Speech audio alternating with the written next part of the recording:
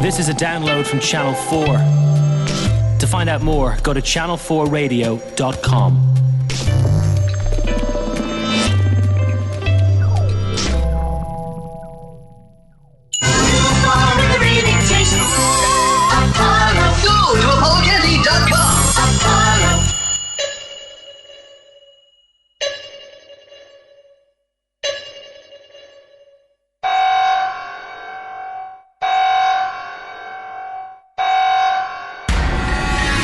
Previously on Lost. 2 players, 2 sides. One is light, one is dark. Do you want to know a secret? What if everything that happened here happened for a reason? We can't live together. We're gonna die alone. I thought I heard whispering.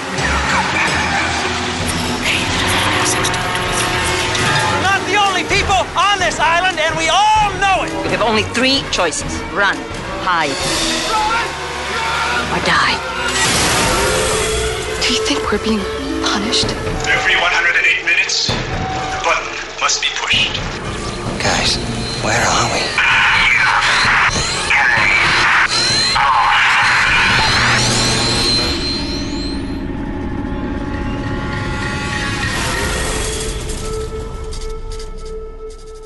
Welcome to UK Lost, your official download show for fans of Lost from Channel 4 Radio. I'm Iain Lee and have once again climbed down into the hatch to get my teeth into episode 21, an episode so meaty that my jaw is already aching. I'll be helped along the way with my group of panellists and Geeky Tom, who's here again to slightly irritate me. The draw for the big Lost prize bunker is now just a few weeks away, and there'll be another chance for you to become the proud owner. As well as all this, we'll be having a look at your Lost theories and giving you some suggested internet reading with our Lost links. So come down and join us in the hatch, help yourself to one of the Apollo bars if you're feeling peckish, as we bring you UK Lost from Channel 4 Radio. This week's panellists are Nikki, Geeky Tom and Paul, the editor of Lost magazine. Hello. Hello. Good morning. Hello. The question for you today is, and we'll start with you, Paul, we're getting very close to the end of Series 2. What is your prediction for the finale? I want to see something more hatch-orientated that's a new hatch. Because we've seen a new hatch today in this episode, and we've seen the Swan hatch. So I want to see more hatches, because on that map there was a lot of hatches. So come on, let's find out some more about the island and the hatches, please. OK, Nikki, what do you think? I think it's got to have something to do with Michael. I want to see Walt come back. I want to see has Vincent returned? I don't know. Vincent's around and about, isn't he? He pops up when they need him. Yeah, I think it's going to be something Walt and maybe Vincent-oriented. Geeky Tom? I think it'll probably have a very similar ending to Season 1, where they'll find another a hatch, blow it up, and then camera will pan down. I don't think... Well, that's obviously not going to happen, because they found the hatch today. Well, there'll be another one, won't there? There's loads. Well, they'll do the same camera move as Season 1. Won't that be rubbish? Well, no. I tell you what, let's save the arguments for a little bit later on. Let me give a brief summary of what happened in episode 21 that we've all just sat down and watched intently. The episode starts strangely with a very healthy-looking Ana Lucia telling Echo he has to help Locke before blood starts seeping from her mouth and we realise it's all a dream, which then gets weirder as we see Echo's brother Yemi, who has a message for him. Yemi? Hello, brother. Oh, Yemi. Forgive me. I should have listened to you. You were right. Didn't need to do it. The work being done in this place is important, Echo. It is more important than anything. And it is in danger. You must help John. He has lost his way. You must make him take you to the question mark. It's also an Echo flashback week, and he's now a priest in Australia whose plans to travel to America are delayed when his boss orders him to investigate an apparent miracle. It seems that the girl who drowned suddenly came back to life during the autopsy, but while her mother wants the world to know, her father, who we recognise as Claire's psychic in Series 1, is more sceptical. He says it was hypothermia that made his daughter appear dead, and that his wife is making these claims to spite him. Why would she spite you? Because she knows I'm a fraud. Because I make my living as a psychic. You see, that's what I do. I gather intelligence on people and I exploit it. Every day, I meet people looking for a miracle, desperate to find one. But there are none to be had. Not in this world, anyway. The final flashback scene sees Echo at the airport about to board flight 815 when the miracle girl comes to him with a message from Yemi. She says she saw him when she was unconscious and he said Echo was a good man, he had faith in him and he'll see him very soon. Back on the island, Kate, Sawyer, Locke and Jack have got back to the hatch to find Anna Lucia dead and Libby dangerously ill. Michael is claiming that Henry Gale shot them all and Echo offers to go after him and enlists Locke. It soon becomes clear, though, that he actually just wants Locke to lead him to the question mark. Locke's initial reluctance is soon sorted out with a Mr. Echo headbutt and they go on their way, eventually stumbling upon the burned-out Nigerian plane, leading Echo to ask what made it fall. Boone made it fall. Then he died. Sacrifice that the island demanded. Excuse me? Nothing. So, what's next? We make camp, get some sleep, and wait for further instruction. It's now Locke's turn to have a weird dream, which Echo interprets as an instruction for him to climb the cliff where the plane was perched. At the top, he sees what looks like the top half of a question mark by the plane, and when they search the area, they discover another hatch. Inside are TV monitors, one of which shows the Swan hatch, logs with lines of numbers, and another orientation videotape. They press play, and we learn that this is the Pearl Station and is used for observing a psychological experiment involving team members at another hatch on the island. If Locke had any last bit of faith over pushing the button, it is now completely gone. But Echo feels differently. The reason to do it, push the button, is not because we are told to do so in a film. Well, then what is the reason, Mr. Echo? We do it because we believe we are meant to. Isn't that the reason you pushed it, John? I was never meant to do anything! Every single second of my pathetic little life is as useless as that button! You think it's important? Do you think it's necessary? It's nothing. It's nothing. It's meaningless. And who are you to tell me that it's not? Echo responds by telling Locke about his brother Yemi and how he thinks that none of this is meaningless. I believe the work being done in the hatch is more important than anything. If you will not continue to push the button, John, I will. Back in the Swan hatch, Jack realises that Libby is dying and decides to let her spend her last few hours off her face on smack. He sends Sawyer off to get some of the Virgin Mary heroin from his stash and sends Kate along as well so they can find out where the guns are hidden. In the final scene, Hurley is at Libby's deathbed with Jack and she manages to say the word Michael. Unfortunately, this is misinterpreted as her showing concern for his well-being, and before she has a chance to correct them, she dies. The episode then finishes with a shot of a very sinister-looking Michael. Now, this is a fantastic episode, superb, a lot to say about it. One of the biggest revelations is the Pearl Station that we find out about. Is it a question mark or is it a circle? It doesn't look like a question mark, does it, from where Echo's standing? Well, there's the top tail of a question mark leading down to where the Pearl hatch would be, is the circle of the question mark, I think. You can see kind of... Oh, so the actual hatch is the dot? It's the dot, yeah. Okay. It's pretty cool. I'm not buying it. I thought it looked like a circle. It did look like a circle. I missed it first time around, but if you look at it really close, it's not as big as it should be, but there is the sweeping kind of top part of the I'll have to question have a mark, look on the internet. I struggled to even see the circle, to be honest. I thought they could have made it a little bit clearer. Do you know what I mean? It was a little some bit... neon lights wouldn't have gone astray. Bit vague. So the question mark on the map is in the centre of the map, but isn't the Pearl marked somewhere else on the map? I think it is. Is the question mark... The Pearl. It wasn't initially going to be the Pearl, but they ended up putting the Pearl there. Well, maybe it's just a fake bunker. Or maybe they've completely misinterpreted the map. Yeah. You know, they're basically off-centre. They should be more top left to get to John Locke's very adamant that the map is not accurate. Does anyone know why it's called the Pearl? Because most of the other hatches, we can figure out why they're called that, like the medical hatch. Yeah.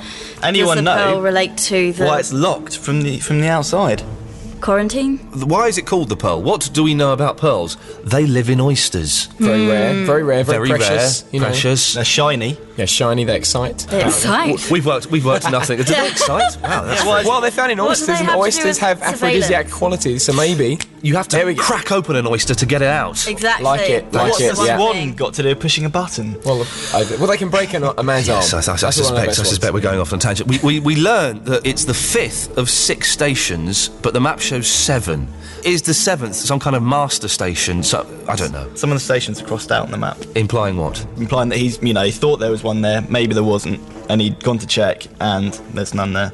But I think there must be one sort of master station, because each of these other little stations seem to have their own role in the experiment. So surely there's one master station that, in the that middle, interprets all the results. And they were scribbled, like, those entrances that seem to be blocked off. It's like in the Swan where they've concreted up, the reactor. Maybe there's like a connecting bunker, and the Pearl did not seem to be. Or maybe, like you were saying about the fact that maybe it's not a question mark. Maybe all the hatches viewed from above have some kind of sorted out area to drop stuff onto. Loads of monitor screens in there, old black and white TVs, very retro, very nice. And we know that they're watching the Swan because you see Michael. It would seem logical they're watching the other stations as well, wouldn't it? Yeah. Well, I'm just getting so paranoid about these orientation films we're watching and the monitor stuff. In the fact that if that's being watched, who's to say the Pearl station isn't being watched by someone else? Well, there's a camera in the Pearl. Well, yeah, but in that sense that if they turn on the monitor, maybe someone else, like Nicky was saying in the mastering, just goes, ha, and presses like, you're watching the Swan, and makes them think they're watching the Swan. Well, there's a whole massive amount of manipulation going on. Pre-recorded tape on. Locke spends ages coming up with this map, trying to remember the map and going mad. And then he just shoves it up the pneumatic. Well, I didn't get that. What? And he spent so long trying to find the map, and then he was so reluctant to actually bother following it when Echo had the idea to. I don't know what's going on. Tom, why do you think he was being all protective and then just throws the map away? Maybe he's found, he's got to the question mark on the map, he's found where he needs to go, doesn't need a piece of paper anymore. Where do you think it goes? Then you again back to the master. Yeah, but I believe the orientation video and say it goes back to Hanzone. But those are the sort of things that they used to use in big organisations in the 60s, didn't they? Yes. And they'd go between floors. Now, we saw a white table with a magnifying glass. Now, we've seen the picture of it on the internet because we are all slightly geeky.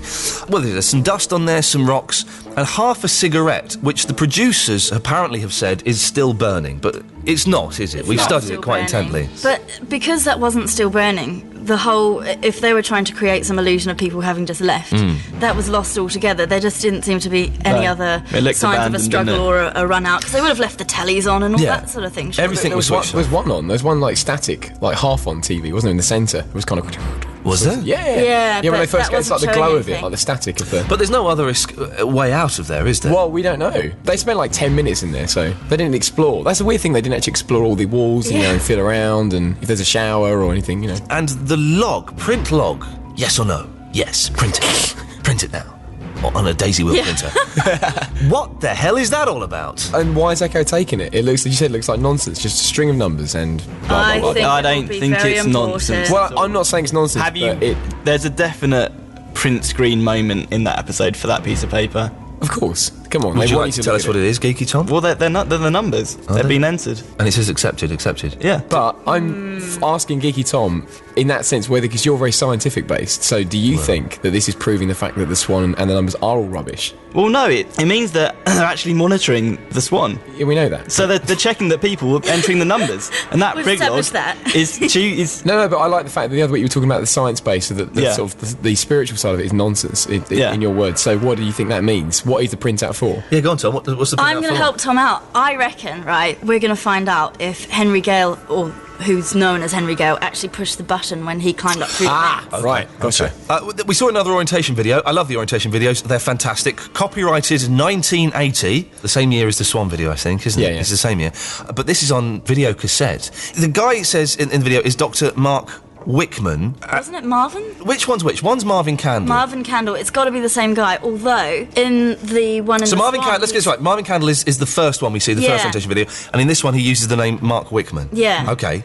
But in the one in the Swan, the orientation film they see, he's got a false arm, and he's definitely got a glass eye. Well, I got pictures. I got pictures of them. He looks kind of different. He looks younger in one and older in the other. Yeah. I think he looks younger in the one that we've just seen. Yeah. Yeah, that's why You I reckon? think. Yeah, I think so. So, again, more credence to Bad twin. the bad twin, Yeah, the cloning... The fans doing the cloning thing, yeah. thing. The cloning's pretty cool. Okay. But do you know the bit that I thought was best out of that video was Yeah. when he said the people in the Swan will think that what they're doing is important by pushing the button, but he didn't actually confirm that it's not important. We know there's like the splicing in the film strip from the Orient. There's like that weird fuzzing out that happens on this one. He says something important, yeah, doesn't like he? twice. There must be really important stuff in that. How do you splice a VHS video, though? No, I mean it's like it's worn out. So there's probably no way we'll ever find out what he says, because when he says, when you do the log, make sure you. Yeah, I spent a a few minutes actually pausing that. Nice. Trying to work out. I couldn't work it out. You've got to do the tracking, haven't you? That's what that is. They were tracking? Jeez, what was that about? He mentions barracks and a ferry. The ferry will come and collect you and take you away. And that's a bit, yes, it will take you to Hermsgov. Yeah.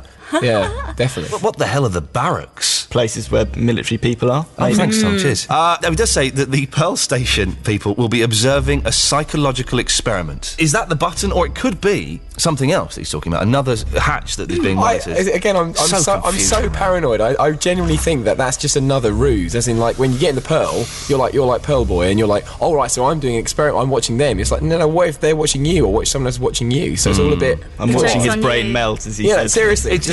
It does. Too much coffee. Breeding, a complete paranoia and mistrust. Totally. Okay, we'll talk about Echo and Locke and Echo's flashback in a bit, but it is competition time, which means another chance for you to get your name into the draw for the big fat bunker of lost prizes. In it so far, we have a photo, hooded lost sweatshirt, and a copy of Bad Twin, all signed by Jin, Mr. Echo, Hurley, and Damon Lindelof. And there is also a subscription to the official Lost magazine.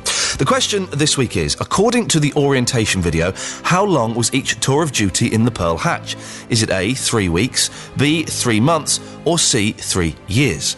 Call 09011 111 080, leave your answer, your name and your telephone number, calls cost 25 pence a minute, or text the word LOST, then your name and answer to 83188, each text costs 25 pence. This is UK Lost from Channel 4 Radio, the official download show for Lost fans.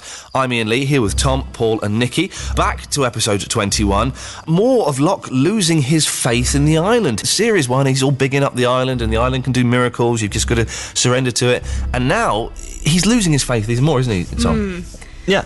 The bit that I thought was interesting, the bit that Tom thought was interesting, I'll just speak for him, was when he was talking about Boone dying, and he was like, that was the sacrifice the island demanded. Yeah, that's kind of... He's remembering back to his mentalness in the first series, isn't he? When he got poor Boone killed. But did the island demand the sacrifice of Boone? Surely it was because Boone was messing around up in the airplane when he should have got out. Playing on the radio. But also, how come Locke can walk in that area when, if you remember, he couldn't in Series 1 when they kissed? That's the reason why. Actually, that's a really good point. Yeah, if there's some kind of energy thing, then that's very interesting. I never interpreted his inability to walk as an energy thing. I just thought it was relevant to Boone. It meant that Boone had to go up in the plane. Maybe that's what he means. The sacrifice that the island demanded.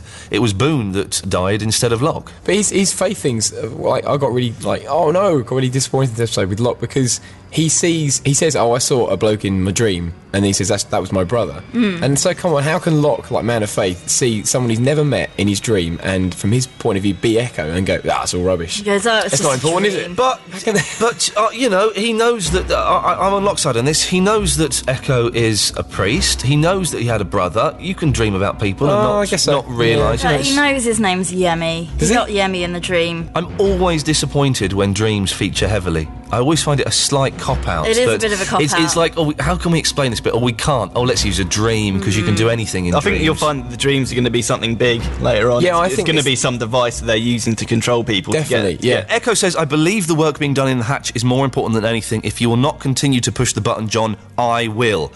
Why? It's never really explained why Echo thinks, actually, pushing the button is quite an important thing to do. He really trusts the dream visions, which I think I agree with Tom, is that when they reveal that's a really big thing, like they're being manipulated, he's going to freak. He's going to be, what? It's the same with Locke, though. It's like a transference. We can see that, like, Mr. Echo's taken over from Locke in Season 1 to be, all religious. And Locke in this episode is almost like Boone, being dragged along and kind of following, that's a good point. Echo. Now, we don't know, do we, why Echo is in Australia?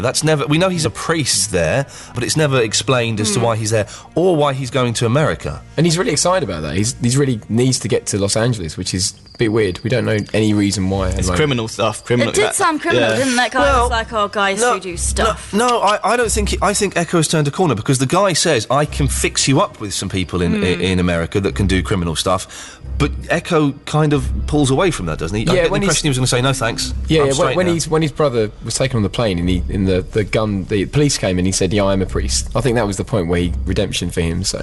Yeah, so I think the redemption's on the island happening at the moment. In this episode, I think he was going to go off and probably kill some people and sell some drugs. No, I don't think he was going to do that, Tom. And there's no evidence that he's going to do that, because if you see his face, when the guy says, well, I can sort you out of this, he's only hanging out with this guy so he can get a dodgy passport. And the only reason he needs a dodgy passport is because he hasn't got one, because he came over to Australia illegally. Well, unlike you, Ian, I can't judge people's motives just by looking at their facial expressions. It's called acting, Tom, and that's what he's paid to do, I agree with Tom. I don't think his reaction was very violent to the suggestion of criminal He was well up for it. That's what he was... I think you're on, and no doubt we'll find out in Series 3. A nice return of Claire's psychic. It's good to see him pop up. I like him. I find him really scary. Don't you think his eyes are a bit sunken in? What is it? With you, his eyes too far apart. Eyebrows. Too far apart, too close together, or just one. Or a bit bulging as well. A bit bulging. But he admits that he's a fraud. Yes. And that he rips people off. So he set Claire up to go on that plane then, But why? No, I reckon it's like the Rose and the healer thing. I think that, like, in the same way that the healer with Rose was like, oh my, and saw something in her face, I reckon Richard Malkin, when he is a fraud, and then when he got Claire in, that was the first time he actually had a psychic moment, because I think his daughter is psychic. So maybe, there is something dormant in Richard Malkin, so I think he was a fraud. Rubbish. The Claire moment was actually his first big epiphany of like, don't get on the plane. It's all a big setup. Stop throwing stuff at him and talk calmly. It's just a big setup, though. It really is. They're manipulating these people to get on this plane. I'm not saying that. Yeah, I agree. There's no psychic abilities involved. Well, okay, I put this to you. Yes. He is a psychic, and he knew that if Echo investigated the miracle any further, he wouldn't get on the plane. So that's why he stopped I like him. that. I think, being like a double bluff, that's good. That's good. I like stay that. away from our family, because we are actually a family of psychics with superpowers for brain-computer experiments. Don't validate it. There we go. I really don't understand it this time, and it does upset me that you don't see any psychic phenomena happening in this show at all, when that's kind of the main thrust of it. But that's what they want you to think. I reckon there's a scientific reason for everything that's going to happen. There'll be some revelation episode where they go, "Bah, you all thought it was brain computers and bad twins and stuff." How can it affect dreams? How can this girl that died know about Yemi, know about Echo's brother? Yeah. Because she was paid and told to go and tell him. Oh. Yeah, I mean, there is that as well. Like, could the father have manipulated the daughter? She did look kind of terrified when he turned up, but maybe the psychic says that he investigates people and finds out things so that he can be a fraud.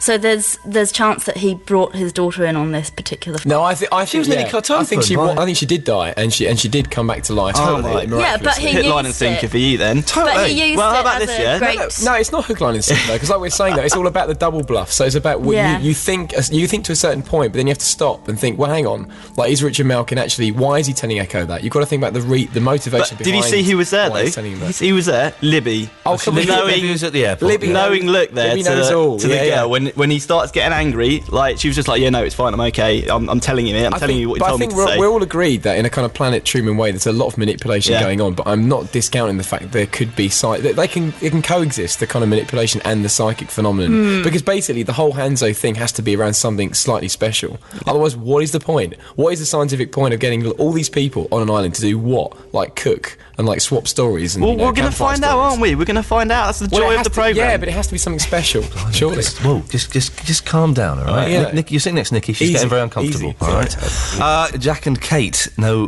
where the guns are now, so I do hope it doesn't do what it did at the start of the series when it was all gun crazy. The first 3 or 4 episodes, they're all running around with guns and it got a bit Boise, and I hope that's not going to happen. Michael looked cool at the end, didn't he? Michael's never looked cool in his life. Oh, no, evil Michael, and the music changes and goes all discordant and minor. I thought that was fantastic. Yeah, he looked nasty, but... It's a bit like the armory room's like an evil room. It's like he's thinking who's he going to kill next. Is it likely he's going to kill anyone? He seems to have gone evil. Yeah, no, Yeah. absolutely. He's gone a bit feral. Being brainwashed or something. What do you think's going to happen? Is he going to take more people? I'm really worried about, like we were saying the other week about the plan, like him coming back and to get Walt back. But what are the other consequences he's going to do? You know, he's killed 2 people. I mean, there's quite a lot. This was our theory last week, that he's come back in some way, releasing Henry so that he can get Walt back, doing some kind of trade-off. Which seems like that, doesn't it? Again, and the fact that it went from all the minor music went craned back to the computer, and you're thinking, well, are we going to find out that was that Walt he was talking to on the computer? Was it somebody else? Well, maybe Walt's already dead. Oh, well then... And that's why he snapped. Wow, on that terrifying note, I think we should stop there for a second. Still to come on UK Lost, your theories and a sneak preview of next week's episode.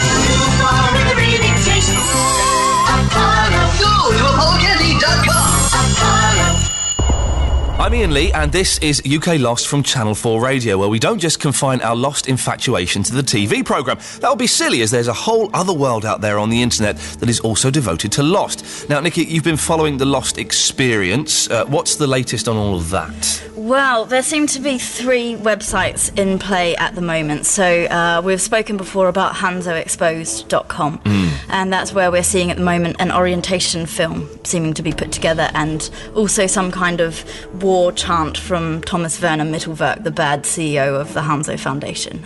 And if you have a look on YouTube at the moment, actually, there have been a few attempts at putting that video together, because at the moment we're up to 64 pieces out of 70. I've seen that. Someone's posted that on my MySpace, and it's fantastic. Most really of it's brilliant, good. yeah. And there's just a few clips missing, so there's only 6 clips missing. So I'm gathering that today's Tuesday, so by the end of the week we should have the whole video, which is quite cool. The other 2 sites that are in action at the moment are, I talked a couple of weeks ago about the Apollo candy bars, or Apollo chocolate bars. I'm getting wound up in the Americanism here. So we've noticed that they're being handed out at Forbidden Planet stores in the UK. So if you go there, what you need to do is you need to go to apollocandy.com, and there's a UK distribution link there, and there's a daily password that you need to know. And if you go into these Forbidden Planet stores, you can get your own. Do you get them free? They're free. You've got to say the password? You've got to say the password. Forbidden Planet stores scare me. Yeah, they are quite scary. They're and terrifying. The staff are even scarier. Yeah. But that's cool, that's cool. Have you had one of these bars? I haven't actually eaten one, but they do look delicious, and when you unwrap the cover, it says whereisalvar.com in the chocolate. So, when you go to whereisalvar.com, Rachel Blake, our heroine of the story, she seems to be good. There's still speculation that she's doing the evil work of the Hanzo Foundation, but we don't know. And she's instructed everyone to collect up these bars. There's a number of golden oracle bars which have special stickers on them, and get your photo taken with them, and if you have a golden oracle bar, you can have your photo taken with that. And once she's got enough of those, she's going to reveal the final clue of the Lost experience. Wow. So I don't know when it's going to be. Hopefully it's in the next couple of weeks, but it's definitely worth keeping an eye on. Now, there are hundreds of sites about Lost, but here at UK Lost, we know that you're all busy, like, doing charity work and saving the environment and stuff, so we've taken it upon ourselves to search through them all so we can bring you the highlights. This week, we recommend a look at hansoair.org. Here you can read a press release from last month about some very interesting developments regarding Oceanic Airlines. Now, if the plot of Lost has been reminding you for a while now of something you read or saw ages ago, type into your computer the following address: lostlinks.net/inspiration.htm. This site details all the films and books that may have been an inspiration to the writers of Lost. We looked through it. I think some of them are stretching the point a bit. Robinson Crusoe, well, you know, it's a bloke on an island, I've got that. I like the Langoliers one. That reminded me of the Langoliers. I haven't seen that for a while. Well, is that the Stephen King thing? Yeah. The film's rubbish, but the book's brilliant. It's a short story. Yeah. Finally, does your office seem dull as there's no Grand National or World Cup sweepstake to liven things up? Well, go to landoflost.com, where you'll find a Hanso Foundation office death pool. Let's just hope you don't draw Anna Lucia or Libby. You're listening to UK Lost from Channel 4 Radio, and this is the part of the show where we bravely let you share your views on what Lost is all about. We then award a mark out of 10, taking into account plausibility, creativity, and how sane we think you are. We've got 3 theories. We'll mark them once we've heard all 3. I've not read these. I like to read these fresh. Theory 1 is the good people theory by Terminal Skeptic. During the 1960s, at the height of the Cold War, the UN commissioned a study on the possibility of global thermonuclear war and the total destruction of the world. Enzo Valenzetti developed an equation that precisely predicted the date of the extermination of human life, but the UN denied its relevance. However, Alvar Hanso, who is affiliated with the UN, believed it and hired Valenzetti to work at the Hanso Foundation on a secret project known as Dharma that set out to ensure the survival of the human race by selectively breeding and conditioning humans to be good people. It was set up on a secret island in the South Pacific, and Hanso masked his true intentions by testing new technologies on the island, such as electromagnetic cloaking and genetic modification. As work progressed, the scientists on the island churned out a group of good people to start a new civilization, but these others soon decided that the scientists of Dharma were not good enough to be part of their island nation and turned on them. Many of the Losties have daddy issues, so maybe their fathers sent them to the island, or maybe they chose to go there to escape problems. Can someone explain that to me, please? I got lost in words.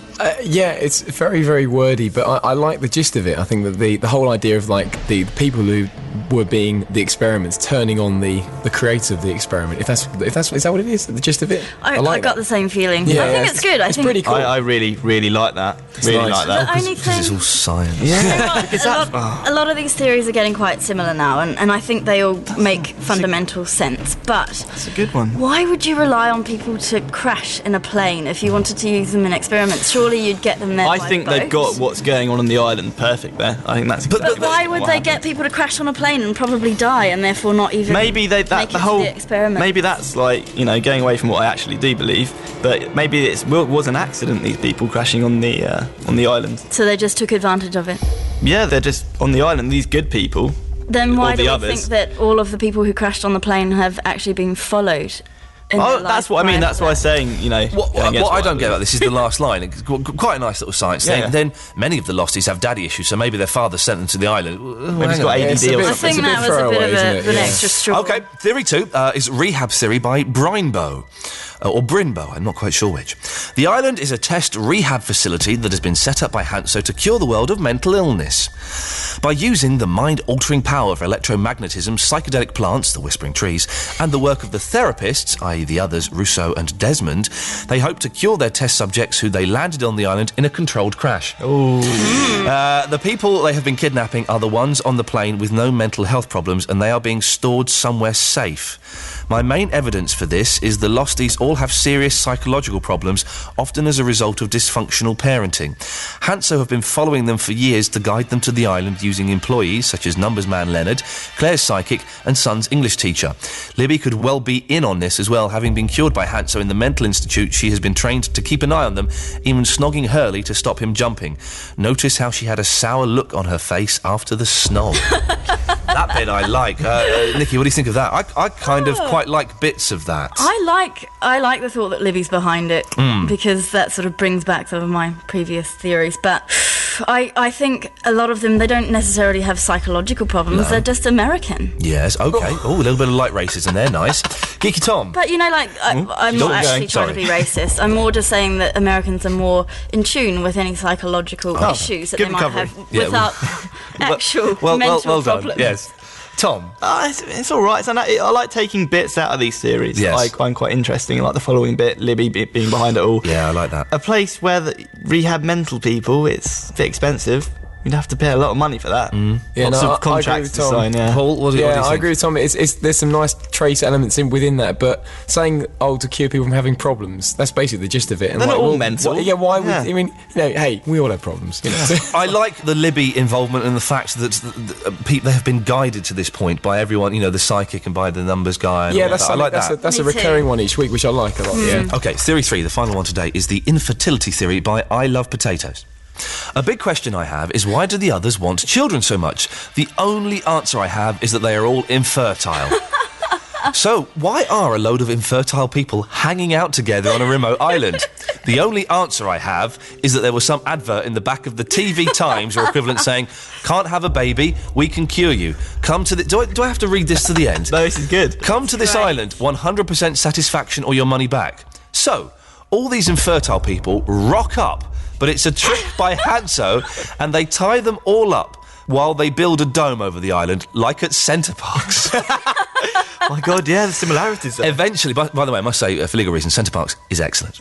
Eventually, and we'll never do this, eventually they break free and kill the Hanso lot and then get on with life. Meanwhile, the plane has crashed through the dome and they grab some kids. Although they'll have to wait until they've gone through puberty before encouraging breeding. And I hope they wait longer than that, as you don't want to have kids too young. Although it's not as if they can go on a gap year or anything.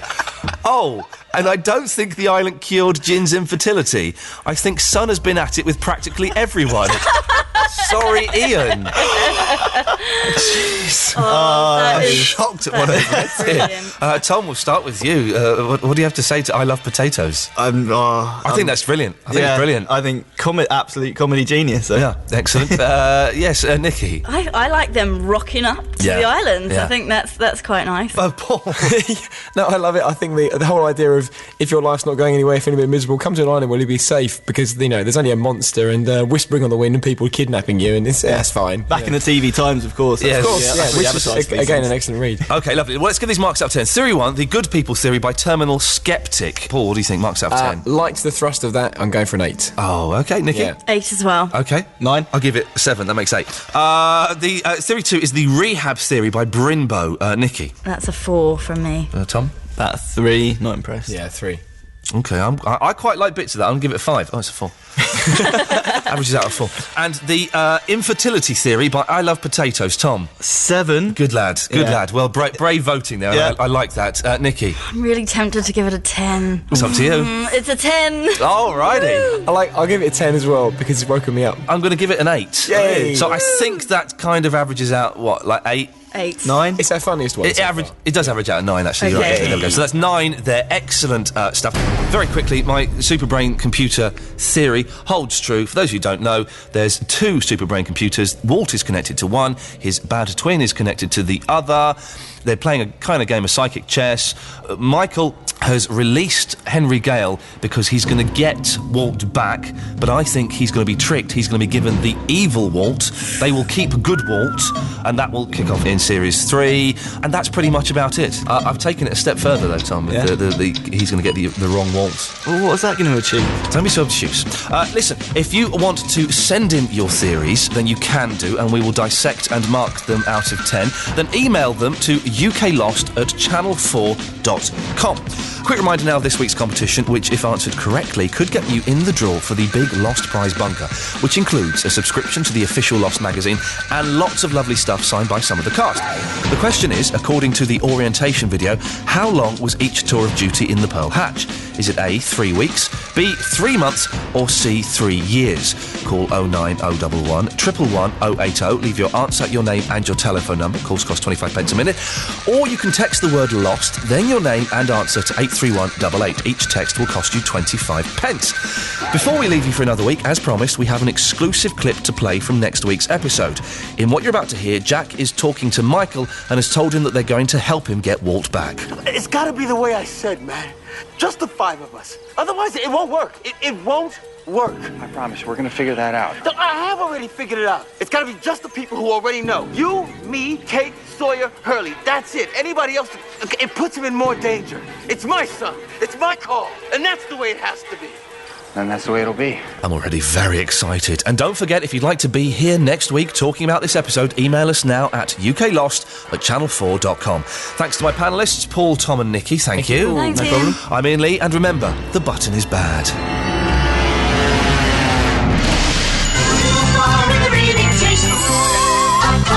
Go to apollocandy.com. You've been listening to a download from Channel 4. To find more downloads like this, go to channel4radio.com.